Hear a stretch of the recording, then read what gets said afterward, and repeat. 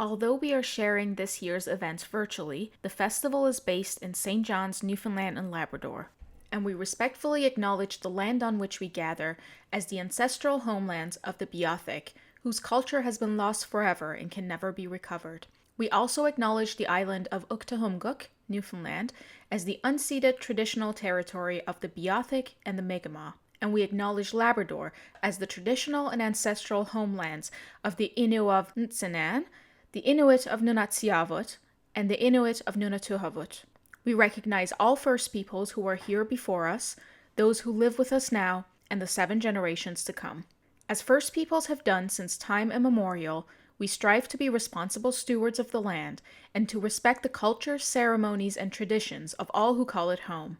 As we open our hearts and minds to the past, we commit ourselves to working in a spirit of truth and reconciliation to make a better future for all. So thank you so much for talking with us today. We are screening your beautiful film Scarborough this month on the 24th, and I'm delighted to be chatting with you about the process and how important. First of all, I think it's so fitting for this particular festival and community to be seeing this right after we just came out of the pandemic, because Newfoundland sometimes feels like it's also very much outside of the centers of powers culturally and economically. And watching a film about a community coming together feels like I know it's going to feel relevant to a lot of people here. So I encourage everybody to check it out on the 24th. So in your own words, I'd like you to hear it from you, what you do and how you came together in this film. So maybe let's start with Catherine. Hi, so my name's Catherine, and I am the author of the book Scarborough and the screenwriter of Scarborough the film. And you go ahead, Shasha. Yeah, I'm Shasha Nakhai, and I am the producer and co-director on Scarborough the film. Yes, so it's gonna be very hard to not spoil the film because I'm so excited and I have so many questions. So I really need to stop myself. So I don't want to give things away. But I feel like talking about community, it really also relates to the profession.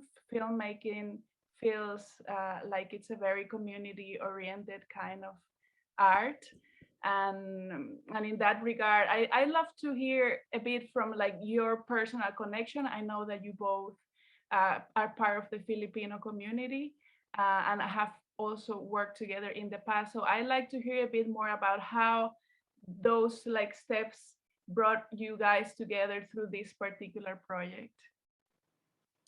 Yeah, well, when the book came out, I was very grateful that there was such critical acclaim for the book, and I received a few offers to option the book into a film.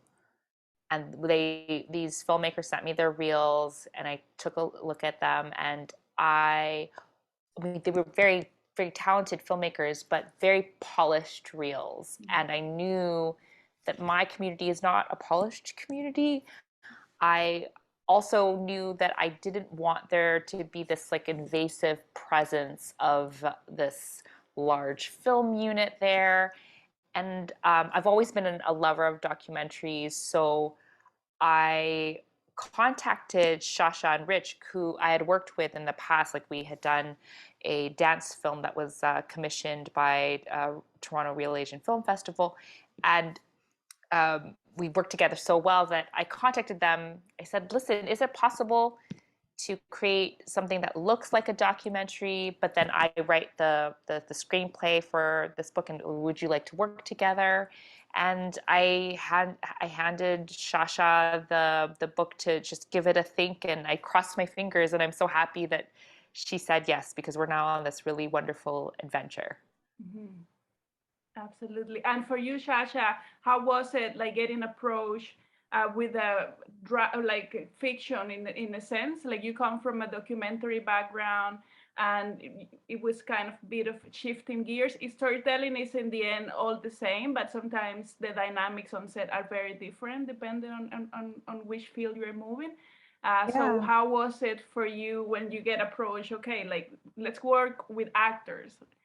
Yeah, I mean, Rich and I, my partner Rich, who is the co-director, when we first read the book, we were a little bit taken aback because, you know, we didn't have access to like, you know, $1 million funds to create the film.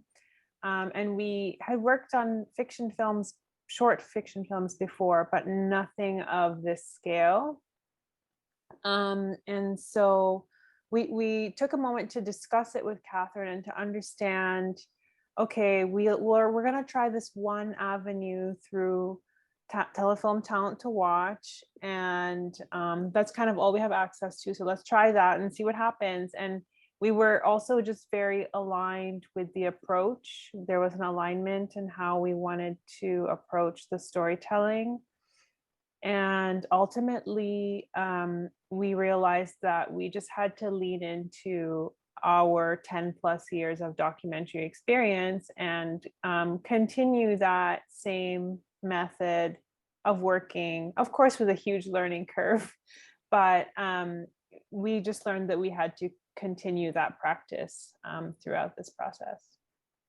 And I'm so glad you did. I'm so glad that all of these elements, because it's so fitting. I think a director with a different background that were more used to bigger crews and like all this paraphernalia wouldn't have really been in alignment with the story and the sense of community and really the documentary style, which makes it so real.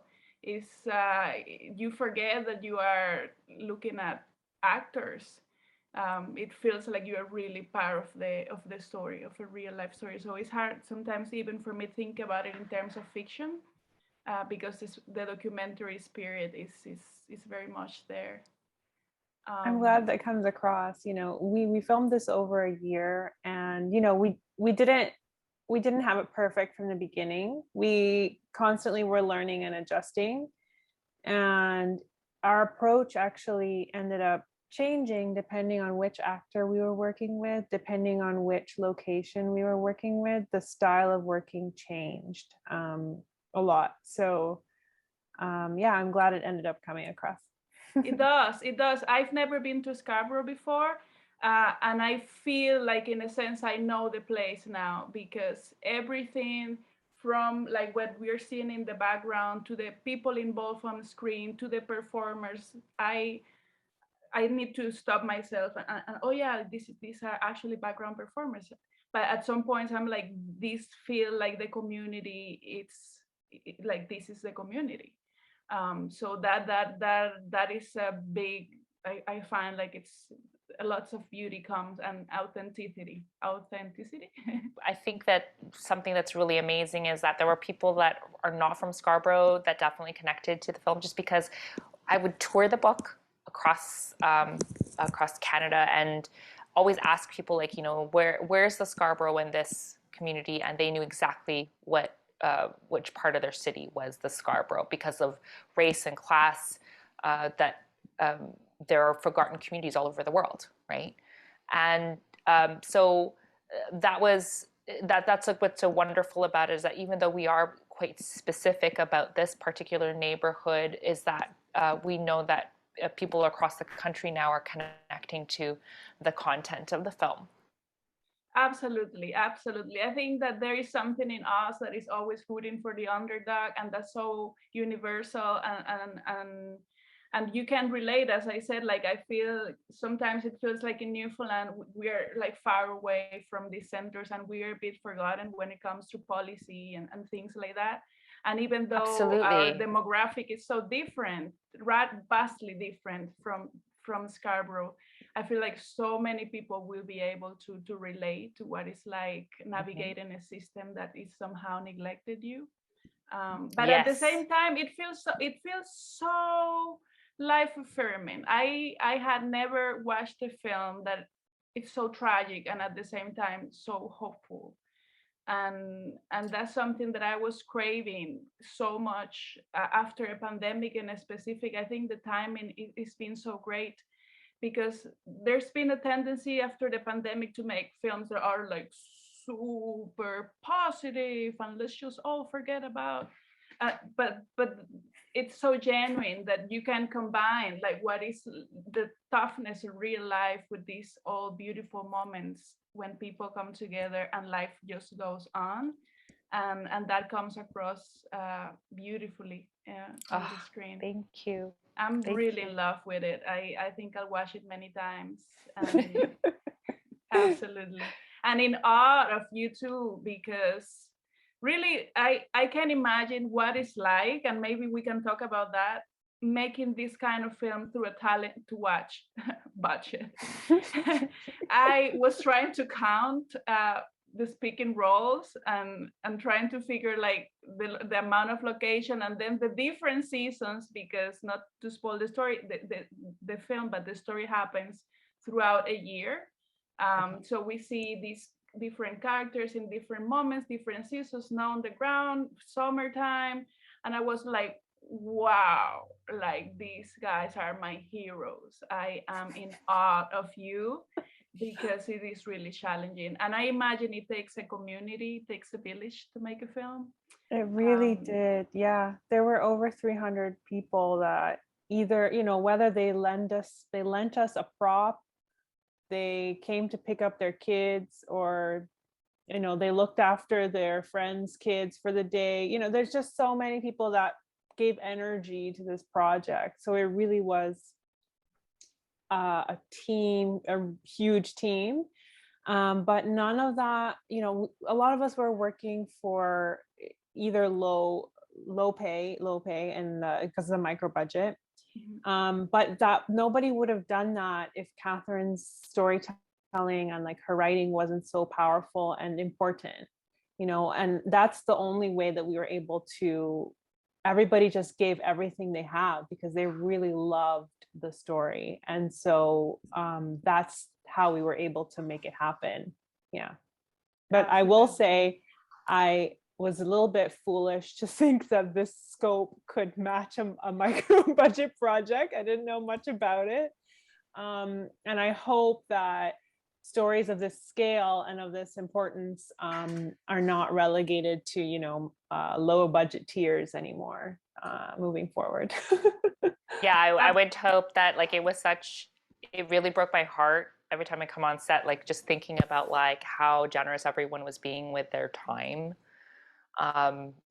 Like their pay was definitely not matched to the labor that the entire crew was putting into the project. And my hope with the success of Scarborough is that I never want anybody that was involved in this film to struggle like this ever again, because I'm just like, I'm always amazed every day. I was like, oh my gosh, I hope Shasha doesn't break down. This is like so much on her shoulders.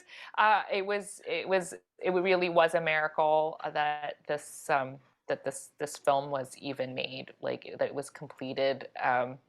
I can't tell you how grateful I am that they made it to the finish line. And by the skin of their teeth. Like I just. I can't believe we made it to TIFF, because like I knew that they were racing against the clock just to get into the festival. So we're just, I'm really grateful. I'm really, really grateful.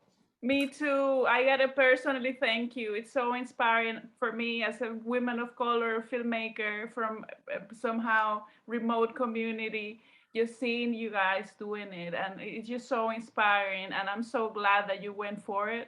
And I know that looking back, maybe Shasha, you like it might look like, oh my God, what I was thinking. But thank you so much for taking the leap. It speaks really highly of, yes, I agree that the story, but also the capacity to barreling through and getting things done, and inspiring the community. Yeah, because I think that there's definitely like this romanticization of like our stories, like from like the QT BIPOC world, being told in this like very like resilient way, trying to like put like scratch together as much money as possible. I wish that Shasha never had this story. Like I wish, you know what I mean? Like I wish it wasn't this difficult. It should never be like this. And so there has to be some major like rethinking about like how art is made. Especially because if you think about like the pandemic, what was helping people during that pandemic when they were stuck inside of their houses other than viewing media, right? What was placating them during a time of such uncertainty? It was stuff that we were all creating. And it's a real shame to think that it's not essential that art is created, you know, and to think about what this crew, what this like the production did in order to make this story happen.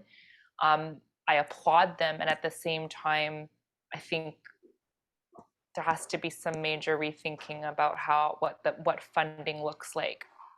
Yeah.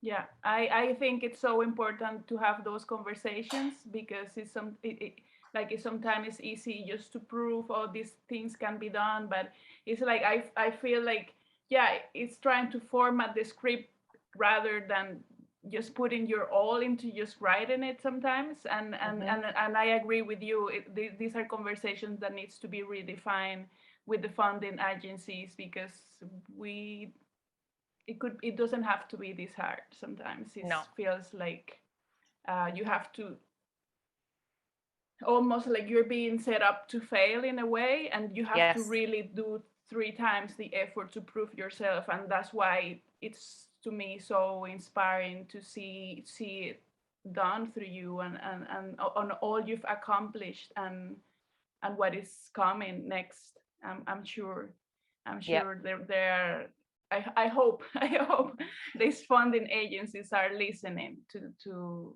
all these claims that we're doing, because it doesn't have to be this hard. No. But anyhow, I'd like to talk a bit about the story, and the process of bringing the novel into a script, like the same story, but to essentially different mediums, and what that was like.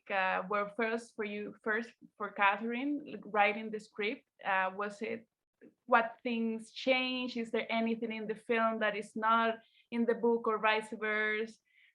What that was like for you? This was your first screenplay, I believe. Yes, it was my first book and my first screenplay. So in order to sort of understand this, is that you have to sort of go back to the writing of the book. Is that I was coming from theater. I had no idea what I was doing. I just wanted to try it out, and it was very lonely compared to theater, because in theater, at least you have actors that will say the lines out loud so that you can dramaturg it and edit it as needed. Because hearing actors speak the lines, you know where you can do better, right? And in writing the book, because it was such a lonely process without the actors there, I would actually just speak the lines out loud, like speak the words out loud and then commit it to paper, speak it out loud and then commit it to paper. And I would do that over and over again until we got to the finished manuscript. And that's a reason as to why the book is one of those books where if you can read it out loud, it's perfect, because it's been workshopped, right? Like it was workshopped out loud, right? When I began to adapt the script, there was a lot of dialogue that I could take directly from the book itself pretty easily. However, there were several scenes that did not exist in the book, that only existed in the film. And you know, for that, I guess, like, my process with creating dialogue is that I just imagine that the characters are just beyond your laptop and they're talking to one another, and you're just like a court stenographer. You don't have to conjure up anything interesting in your mind, because if you start doing that, if you try to like conjure up dialogue, the dialogue actually doesn't sound natural. But if you imagine that they're just right there and you're just writing down what they're saying, then it makes sense, right? Like it just unfolds naturally. But I mean, Shasha and Rich were so kind to offer that one thing I could do also, just to put in parentheses, is like, you know, actor improvs about something, So letting them have a space for improvisation. I would just do that, especially with children, because I can't make up what children say as well as they can say it. You know, like kids say things so naturally that just like putting these little spaces in which they can improvise was really lovely. And then I also wanted Shasha and Rich to understand that I was not precious about the dialogue as long as they got certain points in like certain subjects done in a particular scene, like I felt okay about it, you know. It really was like a collaborative process. So I was like, I was okay with the actors making things up and as they went along. Like I really I just wanted them to take ownership of their characters.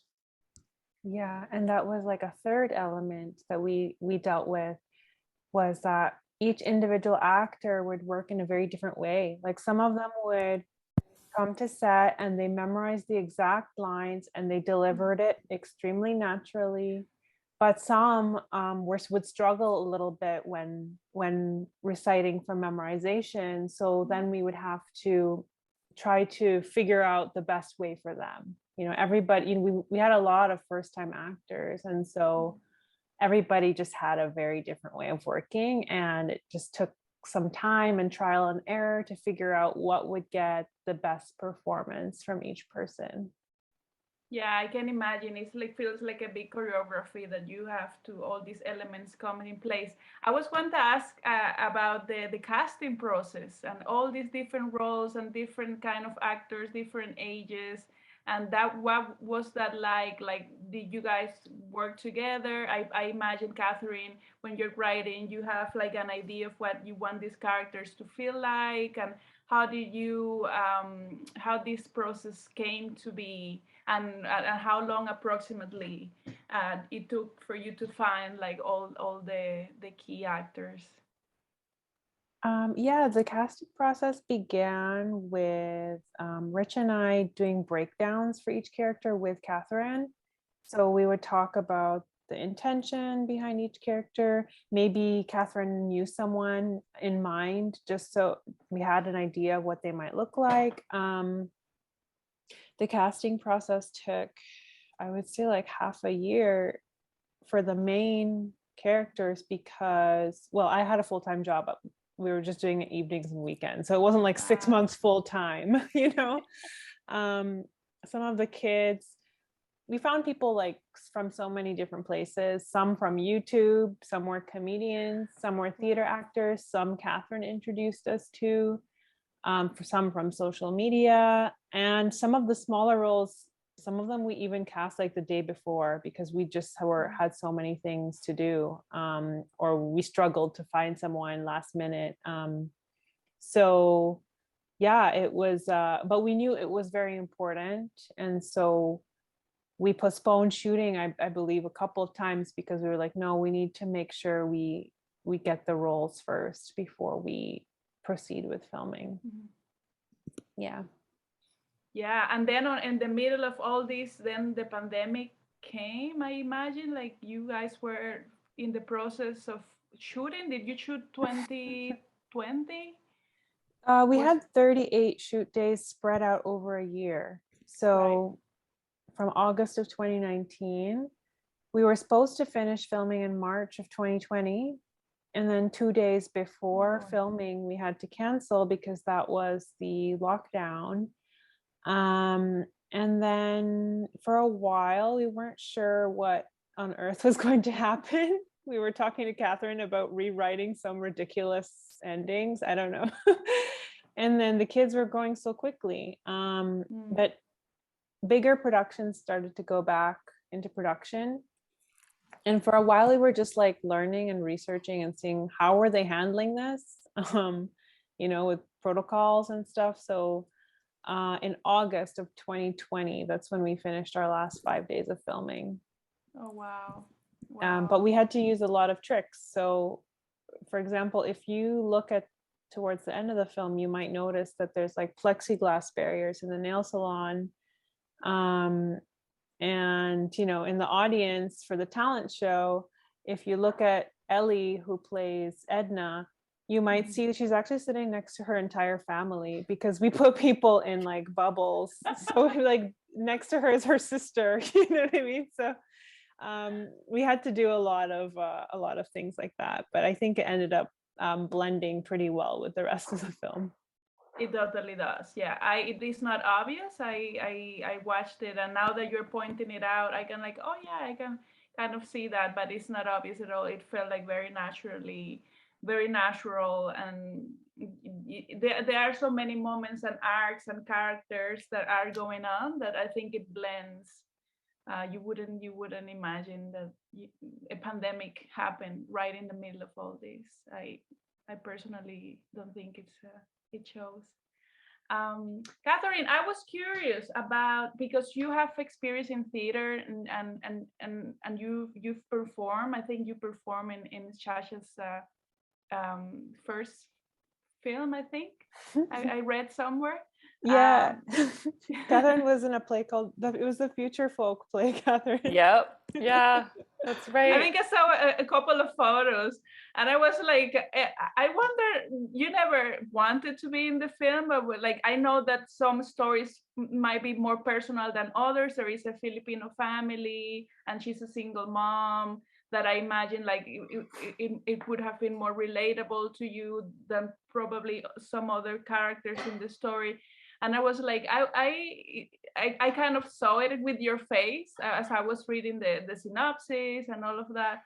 So you never, I wonder, you had no interest in being actually casted on the film? No, I mean, like, I think that there was a conversation of like, listen, if we are this low in money and you need to do something where someone's not gonna be sure, but I just don't think that, given the character's background about being a new immigrant, I didn't think, I don't know, I wouldn't cast myself. Like, you know what I mean? Like, I don't think that I would suit that role. But Ellie's like the perfect Edna. Like, but it was when I think we had a very brief conversation where, because things were really tight budget wise, and I was like, if things are tight, sure, I can do it, but it's not. I mean, I wouldn't think that I would be right for that role. I don't. Catherine does have a cameo though in the film. Yeah. Yeah, I did. I read a hand it, cameo. and Oh yeah, and a hand cameo, which is like, I feel like nobody in the press has ever asked me. I feel like there should be an entire article about it. But during one scene, it's my hands. I don't want to. I mean, I guess because you know about the scene, Tamara. But like, yeah, they're like, my hands are used in one of the scenes because of my skills. Because I have skills. Yeah. Because yeah. That's a wonderful. No, I agree with you. I think that the Edna's characters, there's just so much sweetness coming through her voice, and that relationship with her kid is just pure love. There is so much pain in the story, and at the same time, there is so much love that is like, I was watching it and like with tears in my eyes, because there are so many kids out there that don't get that love from family sometimes, or just society in general. And that's really what stayed at the end with me. And perhaps it's like the last scene, I'm not gonna spoil it. I need to really catch myself, like not spoil anything. But this particular family really stayed with me because there is so much love.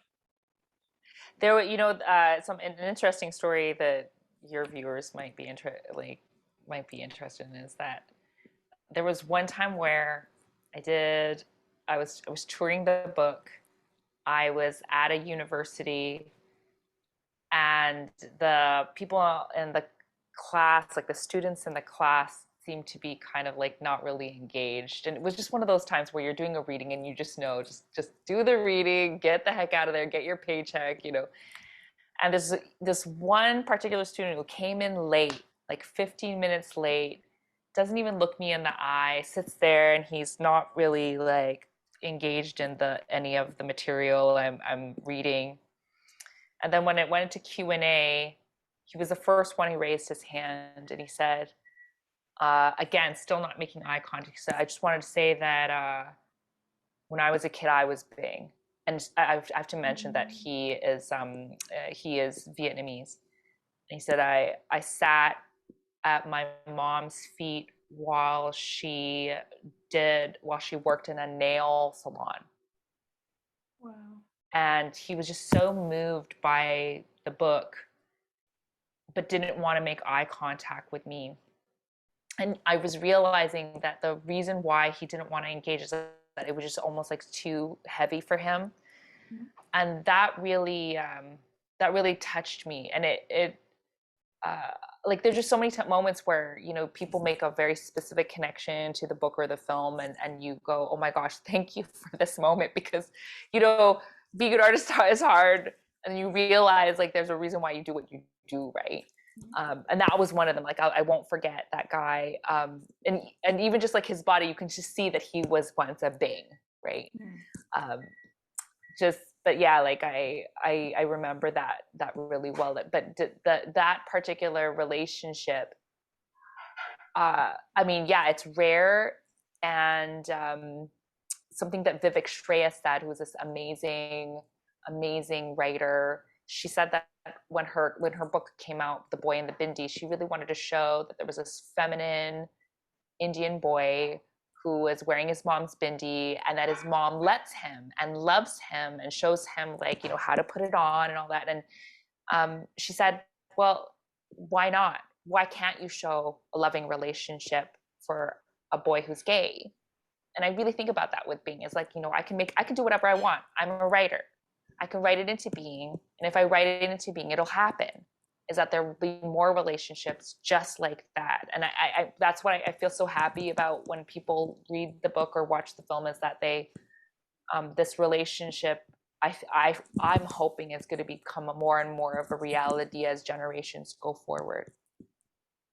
I really hope so too. And I'm sure that even though it's a fictional character, it, like, as you just got proof that it resonated with somebody. And even for me, like, I feel like I've known beings in my life, and I know moms like him, and these are the people that really makes it worth it. Yes. And hearing reactions from the audience, that when people can relate to what you did, and there's something that we do catharsis for them, like we help them to discover those parts of themselves. And that's why arts need to exist more and be more supported, because it's a very, very, very important thing we do for society. Yes. And it's not an easy one. It's not easy. No. What I think in this film in particular, because there are so many characters and people from so many different backgrounds and different situations, it's just I wish I can be one day in a room with an audience, watching it as a group, and get to feel those reactions. That's my hope. I hope that happens for me, because I'm sure it's a film that I'll go back to many times. It really touched me. And I'm not saying this because I'm talking to you. Like, there is so much this raw beauty that I really identify with, and I know that sitting in an audience with people experiencing all that at the same time would be a very moving experience. So yeah, I can think of, there are so many scenes that I just fell in love with. Yeah, sorry. Oh no, it's fine. I just, like, that's the thing, just recently, like, you know, that dream came true for us for showing the film in Scarborough, and the reactions from the audience was like, even now I'm getting like all teary-eyed about it, but it was just amazing hearing their voices, because we thought, like, I was like, I told Shasha and Rich, I'm like, listen, even if it ends up being that we show it in some parking lot near the grocery store, like, I knew exactly what parking lot we could make this happen. That people could just safely be in their cars. I didn't know. I was like, what do we do? How can we possibly make this happen? But for the dream to come true, for us to finally be in a movie theater with people masked, it was wonderful to hear their voices, and just like the energy of people seeing themselves on the screen. It was really wonderful. And I've received like so many messages of people who were supposedly in the like they've watched subsequent showings, just full body crying while watching our film. And I'm thinking like, wow, like we did this. Like it's really great. I'm very happy. Although I wouldn't have scoffed at a parking lot showing if that's what we had to do for it to be safe. But I'm very glad that we were able to do it in a theater. Yeah. Oh, I'm so happy to hear that you got to live that. Yeah, it's so important just to share with the people that inspire it in the first place. And it's just a Yes. collective experience. Like it's that sense of like we've been like hungry for community for the last couple of years, and then coming together to watch something about you must be so cool. I really hope I can get in a film theater with the audience Yes. this year. I hope it'll come to Montreal. That's where I'm right now. So I wanted to chat more about like in terms of filmmaking in general. Shasha, do you see like yourself directing more like fiction, fiction feature films in the future? Now, do you see this dance between documentary and fiction? Is that something that you are interested in, or what are your thoughts about that? Yeah, I'm definitely interested in working in fiction some more. I'd like to know what it's like to work on a bigger set, just to know what that experience is like. But my partner Rich and I are fine just like moving between fiction and documentary. It's kind of like the story dictates the medium. And same with genre, like we love horror and sci-fi. We'd love to do more of that. But really, yeah, the story tells you how it wants to be told, if that makes sense. Yeah. Yeah. Definitely. And what about you, Catherine? It's screenwriting something that you're excited about in the future. I know that you have another book, and a children's book that I'm very excited about coming this winter. I can't wait to read that. But what about filmmaking? Is this a medium that you see yourself diving into in the future? Yeah, I'm already involved in about in 3 different television projects, so Wow. that's lovely. And that's so funny, right? Because TV is really different from from full length feature, right? Uh, because it's a very different machine, and I'm still a little perplexed by the process, but I'm loving it. I'm enjoying it. Um, and then, yeah, but I definitely will continue to write books because as much as I find it lonely, I do like the solitude too. Because I think it's the most romantic kind of writing. Because, like, it's just like the getting up in the morning and like thinking about your characters, thinking about what you're going to do, giving yourself like 1,000 words a day, like just really like just getting those pages down. I love that process. And when you're writing a book, it's like you can't do anything else. Like you got to just focus on this one thing, right? Um, it to me, it's like I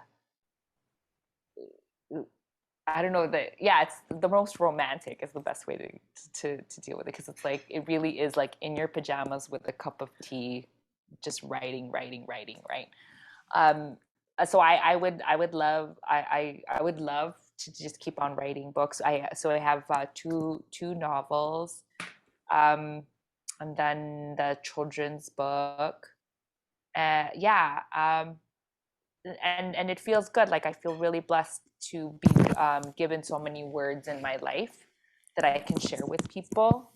so many stories that I have left to share, and the fact that people even want to read it, it's just, or watch it, it's just, I feel really, really blessed that my, like, my voice matters to people. So I'm just gonna keep on taking care of that voice, and just keep on exercising um, the freedom to keep on telling those stories, for sure. Well, thank you so much.